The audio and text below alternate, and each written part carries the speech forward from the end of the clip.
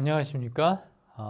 지난 시간까지 브레인스템의 맨 위에 부분인 미드브레인과 그 다음 부분인 중간 부분인 폰스까지 공부를 했습니다. 오늘은 이제 구주 1강 숨내 첫 시간으로 메들라 오블랑가타에 대해서 여러분과 함께 공부하도록 하겠습니다. 숨내 구조와 외형을 우리 공부할 거고요. 숨내의 속구조를 공부하도록 하겠습니다. 그리고 특별한 구조인 피라미드와 올리브에 대해서 여러분들과 하고 이런 학습 목표를 가지고 공부하도록 하겠습니다. 자, 먼저 숨내의 기능과 거기에 따른 어떤 내용들을 볼 텐데요. 크게 뉴런의 지금까지 모든 구조물이 그랬듯이 트랙하고 뉴클레어스로 구성되어 있습니다. 전달을 해주는 통로 역할을 하고요. 핵, 중추의 역할을 합니다. 중추.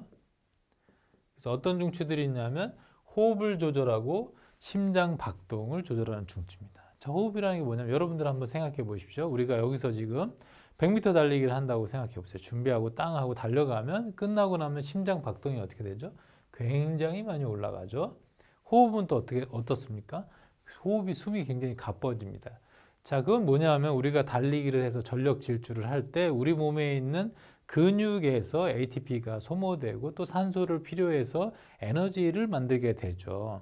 그 에너지를 만들게 되다 보니 우리가 더 많은 산소가 필요한 겁니다. 그래서 호흡을 더 열심히 해줘야 되고 심장이 더 박동이 강해지면서 빨라지면서 산소를 유기적으로 세포 속에다가 보내야 되기 때문에 그런 것들을 조절을 해야 됩니다. 근데 끝나고 났어요. 100m 달리기 끝나고 나서 하루가 지났는데 계속적으로 심장이 뛰고 있으면 어떻게 됩니까? 에너지 소모가 너무 크고 힘들어지겠죠? 심장이 무리하게 될 겁니다. 평상시에 대한 호흡과 심장 박동으로 돌아와야 되는데 그런 것들을 조절해 주는 중추 역할을 바로 메들라에서 하게 한다는 거죠. 숨내는 뒤에 부분에 폴스 벤트리클이 있느냐 없느냐에 따라서요. 다시 여기 그림을 보시면 이 부분이 이제 메듈라인데 메듈라의 끝부분에 보면 요만큼 폴스 벤트리클이 남아 있어요. 폴스 벤트리클이 남아 있는 부분은 뒤쪽이 열려 있다라고 해서 우리가 오픈 메듈라라고 하고 그것은 폴스 벤트리클 넷째 내실이 있기 때문에 그렇습니다. 자, 그러나 이제 밑으로 내려오면 클로즈드 닫혀버리게 되고요. 그것은 미드브레인에서 중간내 수도관이 있는 것처럼 중심에 있는 어떤 덕트가 형성이 됩니다. 바로 요 끝에 부분은 덕트가 형성되는데 그것을 센츄럴 덕트라고 합니다. 그래서 우리가 오픈 메듈라, 클로즈 메듈라, 메듈라는 상부와 하부에 따라 모양이 조금 다르다는 것을 우리가 단면을 통해서 알 수 있는 거죠. 자, 이렇습니다. 자, 여기 보면 그림 보면 네 가지로 나눴어요. A번, B번, C번, D번. 여기서 A번, B번은 오픈 메듈라에 해당됩니다. 자, 이 그림 두 가지인데요. 개방 숨내, 열린 숨내고요. 상 올리브 수준이라고 했고요. 그 다음에 개방 숨내, 중간 올리브 수준이다 이렇게 이름이 되어 있습니다. 자, 열려 있다는 건 뭐냐면 이 뒤에 부분에 뭐가 있다는 겁니까? 폴스 벤트리클이 있어서 뒤에가 터져 있다는 거죠. 여기도 마찬가지입니다. 뒤에 그림을 보면 이제 여기는 뭐가 보이지 않아요? 폴스 벤트리클이 없습니다. 없고 여기에 구멍이 뚫려져 있는 걸 볼 텐데 저게 바로 센트럴 캐널이에요. 센트럴 캐널. 여기는 이 부분이 센트럴 캐널입니다. 자, 센트럴 캐널이라는 건 뭐냐면 여기에 지금 마름모 모양의 벤트리클이 있어요. 이것이 바로 폴스 벤트리클이에요. 제4내실이라는 거죠. 제4내실이 폰스 부분에서 끝나는 것이 아니라 메듈라 부분 중에서 위에 파트, 어퍼 파트에 이만큼이 남아져 있는 거죠. 이 뒤로 가면은 뒤에가 루프 플레이트가 보여요. 루프 플레이트가 보이는데 여기는 도자 칼럼이 올라와서 만든 거예요. 뒤에서 G하고 C라고 얘기를 했는데 뒤에 가서 그라실 뉴클레스하고 큐네이트 뉴클레스는 설명을 드리도록 하겠습니다. 어쨌든 이렇게 네 개의 단면을 볼 때 위에 있는 부분은 터져 있는 부분을 볼 수 있다. 자, 특별한 부분이 있었습니다. 앞부분에는 피라미드라는 부분이 있었는데 이 부분에서 교차를 합니다. 뭐가 교차를 하냐면 앞쪽은 모터, 뒤에는 센소리라고 얘기했는데 모터에 해당되는 부분 CST가 내려오다가 피라미드에서 교차를 해서 피라미달 트랙이다라고 이름을 붙이기도 하는 거죠. 자, 그 안에 겉에서 볼 때는 밖에서 볼 때 튀어나와 있는 마치 군살과 같은 자, 이렇게 다리 모양처럼 생긴 것이 바로 피라미드였습니다. 거기에 군살처럼 생긴 이렇게 튀어나온 부분이 있었어요. 올리브가 마치 빡 하고 박혀 있는 것처럼 보이는 부분, 이 부분의 안을 들여다보면 곱창 모양처럼 생긴 것이 있습니다. 그리고 두 개의 핵으로 나눠져 있는 것을 보이는데 곱창처럼 생기는 것이 올리브 중에서 그 주된 핵입니다. 자, 여기 액세서리 이 부분은 빠져야 되겠죠. 그래서 주 아래 올리브에, 그래서 principal inferior olively nucleus라는 말을 액세서리가 아니고요. 자, principal nucleus가 있다면 액세서리 nucleus가 있어요. 액세서리 nucleus는 등쪽 덧 올리브 핵과 안쪽 덧 올리브 핵이 있는데요. 등쪽 도잘 파트에 하나 있고 미디얼 파트에 하나 있습니다. 이렇게 세 가지를 합쳐서 우리는 올리브 뉴클레어스라고 해서 올리브 컴플렉스라는 말을 쓰게 됩니다. 자, 그 다음에 이제 요 밑에 있는 부분도 그런 모양을 볼 수 있고요. 자, 벤트럴 파트 쪽, 도잘 파트 쪽에는 솔리터리 뉴클레어스, 고립노 핵이라는 것들이 보입니다. 뒤에 가서 설명 다시 드리도록 하겠습니다. 자, 그 다음에 아래쪽에 있는 단면인데요. 아래쪽에 있는 단면. 그 중에서 우리 피라미드라고 했는데, 피라미드. 폐쇄 숨내, 닫힌 숨내의 위쪽 부분까지는 이런 부분이 이렇게 보이고요. 여기 이제 감각교차라는 부분이 보이는데 이 부분이 바로 피라미드고, 감각교차라는 것은 밑에서 올라와 있는 도잘 컬럼에서 올라온 이쪽에 있는 부분이 메디알 렘니스커스로 넘어가는 부분이 이 부분에 해당됩니다. 지난 시간에 우리가 DCML이라는 걸 배웠는데 도잘 컬럼 메디알 렘니스커스라는 걸 배웠어요. 도잘 컬럼이 올라오다가 인페리어 아래에 있는 메둘라에서 메디알 렘니스커스로 바뀌면서 반대쪽으로 넘어가는데 대략 이 정도에서 일어나게 됩니다. 그것도 뒤에서 설명을 드리도록 하겠습니다.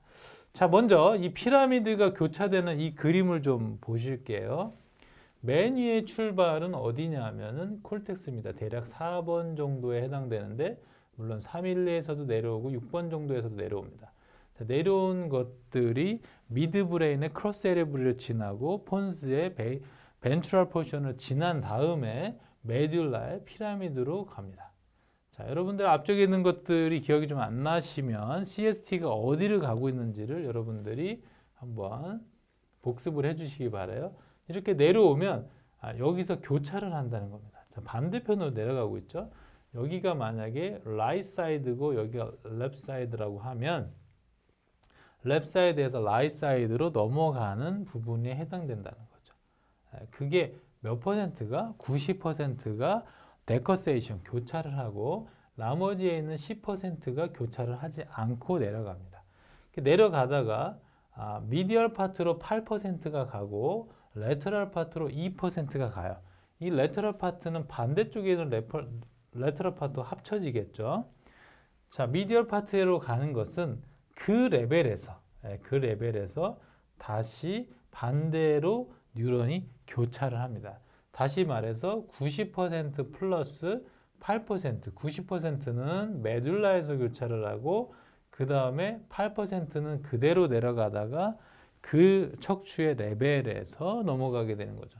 총 98%는 그래서 교차를 하게 됩니다. 다시 말하면 한쪽에 랩 사이드에 있는 뇌가 손상을 받게 되면 라이트 사이드의 98% 정도는 영향을 받기 때문에 한쪽이 확실하게 마비가 되는 거죠. 그래서 우리가 왼쪽 뇌가 문제가 생기면 오른쪽에 있는 다리와 팔에 마비가 온다라고 이렇게 설명을 하는 것입니다. 이것이 바로 CST, 겉질 척수로가 데커세이션 하는 것이고요.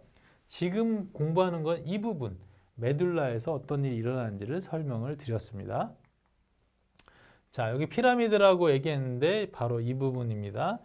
MB, 미드브레인, 폰스, 그 다음 메듈라인데 메듈라 중에서 여기에 해당되는 부분, 이 부분이 뭐라 그랬죠? 피라미드라고 했고요. 자, 그 다음에 옆에 있는 튀어나오는 이 부분이 바로 올리브입니다. 자, 여기서 내려온 신호가 여기 부분에서 교차해서 내려간다는 거예요. 이쪽은 여기서 교차. 그래서 데커세이션 되는 사이트라고 했죠. 조금 제가 위에서 그렸는데 이렇게 데커세이션 되는 부위가 이 부분에 해당된다고 했고, 이 그림은 전 그림에서 설명을 드렸습니다. 자, 그래서 우리 헤미프레이지아. 자, 프레이지아라는 것은 이제 마비된다라는 뜻인데요. 자, 헤미라는 말은 반이란 뜻입니다. 우리가 반을 얘기할 때는 붙는 접두어가 헤미 혹은 셈이라는 말이 붙으면 반을 뜻하는 거예요. 하프라는 말이죠. 그래서 반이 마비됐다. 반이 마비되는 건 위가 마비되고 아래가 마비되고 그렇게 이야기를 할 수도 있겠지만 좌뇌와 우뇌에 대한 부분으로 설명을 합니다. 그래서 라이트 사이드에 있는 라이트에 있는 세레브럴 헤미스피어에서는 에서 내려온다 그러면 레프트 쪽을 지배를 하는 거죠. 지금 요 그림은 마비되는 그림을 설명하지만 요걸로 볼까요? 여기 있는 뇌가 이렇게 반대쪽을, 여기 있는 뇌가 이렇게 반대쪽을 지배를 한다는 거죠. 자, 이 사람은 지금 보니까 이제 이쪽에 있는 뇌가 이제 신호를 받아요. 그러면 이제 이쪽에 있는 팔이 움직이게 되는 거죠. 만약에 여기서 어떤 손상이 일어나요. 뇌혈관의 뭐 손상이라든지 외상에 의한 손상이 일어나게 되면 바로 이쪽 팔을 쓸 수 없는 것입니다. 반쪽을 쓸 수 없는 것을 우리가 헤미프레이지아라고 이야기합니다.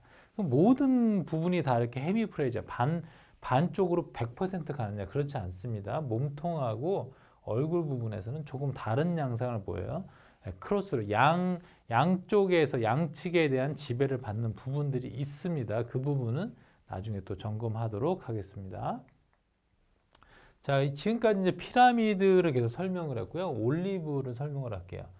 올리브는 여러분들이 무슨 피자를 먹거나 그런 서양의 어떤 음식을 먹을 때 이렇게 잘라져 있는 이런 모양에 대한 걸 보셨을 거예요. 이게 실제로는 이렇게 생겼죠. 이런 대추처럼 생겼는데 가운데 씨가 있어요. 그래서 씨를 빼고 나면 이제 이런 형태로 놔두고 소금에 절여서 이제 먹게 되는 그런 형태를 띠고 있는데, 이런 올리브가 여기에 박혀 있는 것처럼 보인다고 해서 해부학자들이 올리브라고 이름을 붙인 겁니다. 실제는 이런 모양인 거죠. 자, 그 박혀 있는 부분은 바로 이 부분이고, 아까 설명을 한 대로 이 부분은 핵이 프린시팔 인페리어 액세서리가 아니고요. 인페리어 올리버리 뉴클레어스, 그 다음에 도잘 메디알의 액세서리 올리버리 뉴클레어스, 프린시팔 주핵이 곱창 모양으로 된 주핵이 있고요. 그 다음에 등 쪽에 핵 하나, 안쪽에 핵 하나가 있어서 올리브 복합체, 인페리어 올리버리 뉴클레어 컴플렉스라는 말을 쓰게 되어 있습니다. 자, 이 올리브는 어떻게 연결이 되어 있냐면요. 이퍼런트 파이버가 있고 어퍼런트 파이버가 있어요. 자, 올리브를 중심으로 해서 어디서 신호를 받냐? 첫 번째, 컬텍스에서 신호를 준다는 거죠. 대뇌 피질에서, 대뇌 겉질에서 줍니다. 그래서 이것을 컬티코 올리버리 트랙이라고 설명을 해요. 자, 두 번째는 레드 뉴클레스, 미드브레인은 레드 뉴클레스 신호를 줍니다. 루브로 올리버리 트랙이라고 합니다. 자, 세 번째는 베스티블라 뉴클레스에서 신호를 줍니다. 베스티블라 올리버리 트랙이라고 합니다. 자, 여기서는 어떤 신호가 올까요? 우리 몸의 도달에 있는 여러 가지 감각들, 일반 감각이라든지 일반 감각, 터치라든지 고유 감각이라든지 이런 것들이 다 4mm로 모이게 됩니다. 그 다음에 이제 6번하고 6번이 신호, 6번에서 4번으로 연결해서 어떤 모터에 대한 어떤 그런 신호들, 요건 센소리고요. 모터에 대한 신호가 어디로 가냐면 올리버로 도달하게 되죠. 자, 그 다음에 이제 루브로 올리버리 트랙은 우리가 레드 뉴클레스 할 때 여러분들 기억하십니까? 레드 뉴클레스를 기준으로 대뇌와 소뇌가 신호를 주면 세 군데로 간다라고 얘기했잖아요. 그때 척수로 간다, 레티큘러 포메이션으로 간다, 그리고 올리브로 간다라고 얘기했는데, 올리브는 다시 소뇌로 가고 소뇌는 다시 돌아와서 서킷, 회로를 형성한다고 했을 때 그 트랙입니다. 루브로란 말은 레드 뉴클레스를 뜻하는 거고요. 레드 뉴클레스에서 올리버리 뉴클레스로 신호를 주게 된다는 거죠. 어떤 신호일까요? 움직임에 대한, 모터에 대한 조절, 움직임, 운동 조절에 대한 신호겠죠. 조절에 대한 신호. 자, 그 다음 베스티블러 올리버리 트랙은 베스티블라 뉴클레스에서 신호를 주는데, 베스티뷸라 뉴클레우스는 어디서 신호를 받냐면요. 베스티뷸라 귀 안에 있는 이런 베스티뷸라 전정 안뜰 기관이 있습니다. 여기서는 움직임에 대한 감각이라든지 회전에 대한 감각을 우리가 신호를 받게 되는데 그 신호가 베스티뷸라 뉴클레우스로 오게 되고 올리브로 드는 거예요. 자, 여기서는 한마디로 말하면 평형 감각이라고 할 수 있겠습니다. 자, 그럼 이런 신호들을 다 몰아다가 누구에게 주느냐? 올리브 세레벨라 트랙인 거죠. 세레벨럼은 굉장히 고급스러운 신호들을 받는 거예요. 콜텍스에서 온 신호를 올리브에서 한번 시냅스를 겪어서 또 레드 뉴클레우스는 콜텍스에서 레드로 간 것을 다시 온 것을 또 평형 감각에서 온 신호를 받아서 올리브가 바로 세레벨룸 소뇌를 주게 되면 소뇌는 올리브에서 온 이런 고급진 정보를 가지고 균형을 잡는데 도움을 받는 것이죠. 자, 오늘 이제 숨뇌의 구조와 외형을 잠깐 설명했습니다. 외형은 크게 뭐였습니까? 가운데 있는 피라미드 데커세이션이 일어나는 부분이었고요. 옆에 올리브가 있었던 것들을 설명을 드렸습니다. 위에 있는 숨뇌는 터져 있었어요. 오픈 메둘라라고 했고 밑에 있는 숨뇌는 클로즈 닫혔다라고 했고 위에는 그렇습니다. 폴스 벤트리클이 있고 밑에는 센트럴 캐널이 있었다. 속구조에 대한 부분이었고요. 그 다음에 피라미드에 대해서 올리브에 대해서 피라미드는 CST가 있는데 메둘라에서 데커세이션 한다. 90% 데커세이션, 나중에 8% 데커세이션, 98% 데커세이션 된다는 설명을 드렸고요. 올리브는 지금 바로 방금 전에 여러 가지 신호들을 받아서 소뇌로 가게 하는 내용에 대해서 공부했습니다. 다음 시간에 이어서 숨뇌 계속하도록 하겠습니다. 수고하셨습니다.